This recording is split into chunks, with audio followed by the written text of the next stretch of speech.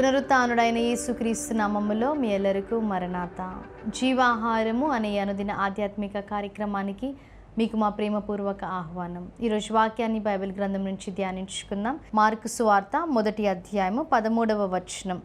ఆయన సాతాను చేత శోధింపబడుచు అరణ్యములో 40 దినములు అడవి మృగములతో కూడా నుండెను, మరియు దేవదూతలు ఆయనకు పరిచర్య చేయుచుండిరి.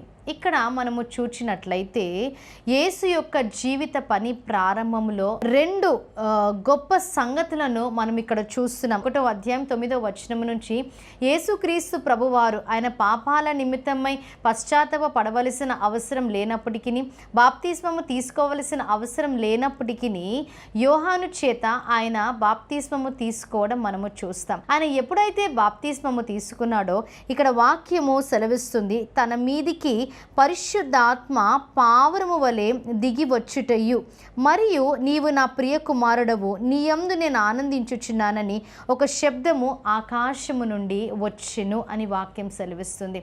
అంటే తండ్రి అయిన దేవుడు యేసుక్రీస్తు ప్రభువారిని ఆయన పనికి సిద్ధపరిచి ఉన్నాడని అక్కడ మనము వాక్యము ద్వారా తెలుసుకోవలసిన అవసరం ఉంది. అందుకే పరిశుద్ధాత్మ దేవుని స్వరము అక్కడ వినబడడం మనము చూస్తాం. అయితే ఈ పరిశుద్ధాత్మ ఆయనను అరణ్యములోనికి త్రోసుకొని పోయేను అని వాక్యం సెలవిస్తుంది. ఈ అరణ్యములో సాతాను ఆయనను ఎంతగానో శోధించింది. అలాగే 40 దినములు కూడా అడవి మృగముల మధ్యలో ఆయన ఉన్నాడని వాక్యం సెలవిస్తుంది. ఆ శోధనని ఆయన తట్టుకొని ఉన్నాడు, ఆ శోధనను సహించి ఉన్నాడు. అలాగే మనము చూసినట్లయితే 40 దినములు కూడా అడవి మృగముల మధ్యలో ఆయన ఉన్నాడు. ఒక్క దినము ఉండడమే ఎంతో భయంకరమైన స్థితి. ఎందుకంటే మరి ఏమి జరుగుతుందో మనకి తెలియదు, వాటి వలన ఏ హాని ఉందో మనకి తెలియదు. కానీ దేవుడు 40 దినములు అదే అరణ్యములో ఉన్నాడు, సాతాను చేత శోధింపబడ్డాడు, మృగముల మధ్యలో ఉన్నాడు. అయినప్పటికీ ఎటువంటి హాని ఆయనకు జరగలేదు.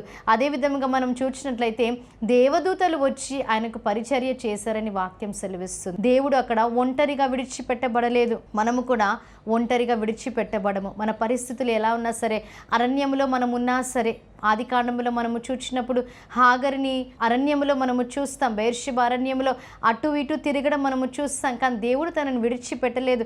హాగరు నీకు ఏమి వచ్చినది, భయపడకుము అని దేవుడు చెప్పడం మనము చూస్తాం. కాబట్టి దేవుడు విడిచిపెట్టబడలేదు, మనని కూడా ఆయన విడిచిపెట్టబడిన స్థితిలోనికి తీసుకొని రాడు. మనము ప్రార్థన చేసినప్పుడు దేవుడు మన ప్రార్థనలు అంగీకరించే దేవుడిగా ఉన్నాడు. ఇక్కడ ఆయన ఎంతగా శోధింపబడినప్పటికీ అక్కడ దేవదూతలు ఆయనకి పరిచర్య చేశారని వాక్యం సెలవిస్తుంది. మన విషయంలో కూడా దేవుడు మనకు సహాయము చేసే దేవుడిగా ఉన్నాడు. ఇటు వాక్య వర్తమానాన్ని దేవుడు మీ వినికిడిలో హృదయంలో భద్రపరిచి దీవించి ఆశీర్వదించును కాక. ఆమేన్. ప్రార్థన చేసుకుందాం. మహాగణుడా, మహోన్నతుడా, పరిశుద్ధుడా, మీకు స్తుతులు, స్తోత్రాలు, వందనాలు తండ్రి.